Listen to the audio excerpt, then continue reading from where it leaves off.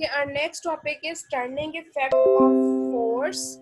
Turning effect of a force or a torque. ठीक है, number 4 class 9 class again this is the new topic. अब basically इसमें आपके पास क्या है, सबसे पहले इस टॉपिक को पढ़ने से पहले एक दो डेफिनेशन है जो हम करेंगे. That is the rigid body.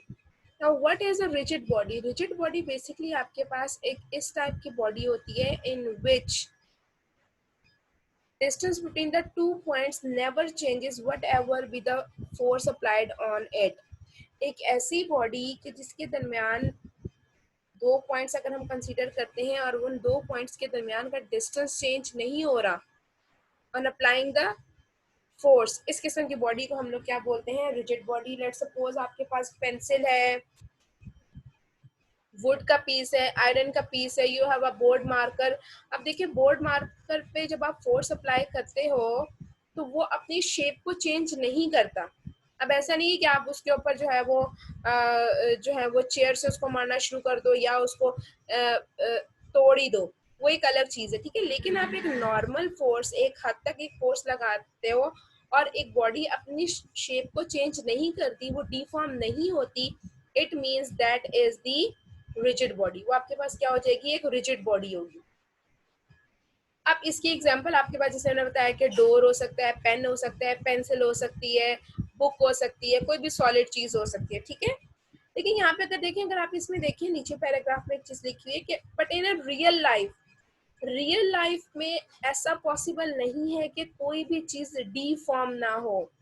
अब एक एग्जांपल जैसे ब्रिज है, बड़े बड़े जो ब्रिजेस होते हैं वो भी अपनी शेप को चेंज कर सकते हैं. अब कैसे चेंज से? अब ऐसा तो नहीं है कि अगर एक ब्रिज के ऊपर से एक सिंगल पर्सन जो है वो वॉक कर रहा है या रन कर रहा है तो वो अपनी शेप चेंज कर ले, इतना नाजुक तो नहीं होता.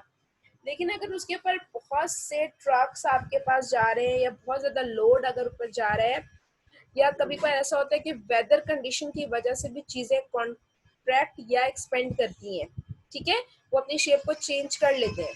अब यहाँ पे क्वेश्चन ये आता है कि अगर हर चीज अपनी शेप को चेंज कर सकती है तो क्या वो रिजिड बॉडी नहीं होगी? No, it is a rigid body. ठीक है, अंडर नॉर्मल कंडीशन.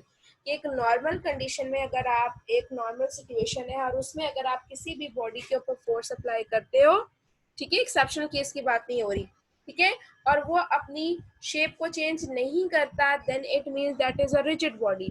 अब इसके लिए देखिए, अब पीस ऑफ वुड है, अगर वुड के ऊपर एक नॉर्मल फोर्स आप लगा रहे हो, ठीक है, तो अल्टीमेटली वो शेप चेंज नहीं करेगा, तो वो एक रिजिड बॉडी है. बट आप एक इलास्टिक बैंड लेते हो, इलास्टिक बैंड के ऊपर अगर आप थोड़ी सी भी फोर्स अप्लाई करते हो तो it will change the shape, it will D Pharm, it means that is not a rigid body. Paper है, पीस ऑफ पेपर के ऊपर आप फोर्स लगाते हो तो वो अपनी शेप चेंज कर लेता है. ठीक है, तो that is not a rigid body. तो रिजिड बॉडी आपके पास होती है जो कि अंडर नॉर्मल कंडीशन अपनी शेप को चेंज नहीं करता है. Right, now the next is axis of rotation. ठीक है, ये टॉपिक्स क्यों पढ़ा रही हूँ? क्योंकि अभी आपका जो मेन टॉपिक है that is the turning effect of the force. Turning effect of the force के लिए आपको सबसे पहले पता होना चाहिए कि रिजिड बॉडी क्या होती है. Axis of rotation, the line और the point around which the body rotates. एक ऐसा पॉइंट या एक ऐसी लाइन जिसके अराउंड बॉडी अपने आप को रोटेट करती है, उस पॉइंट को हम लोग एक्सिस ऑफ रोटेशन बोलते हैं. ठीक है, उस पॉइंट को हम लोग क्या बोलते हैं? Axis of rotation.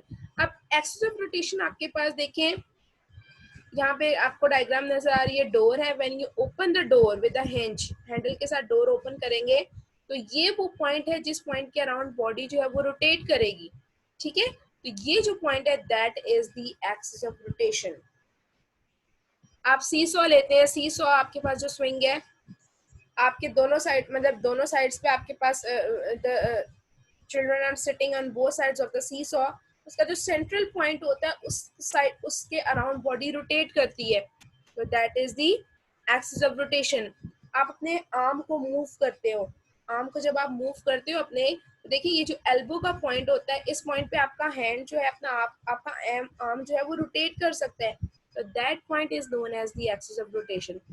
When you move the steering wheel, आप स्टीयरिंग व्हील गाड़ी का मूव करते हो तो एक सेंट्रल पॉइंट होता है जिसके अराउंड वो रोटेट कर रहा होता है, तो that is the axis of rotation. ठीक है, तो ये तमाम चीजें आपके पास क्या कहलाती हैं?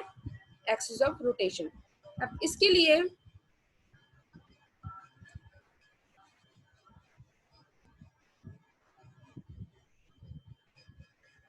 Okay Abdul Ahad, I will take your question बेटा।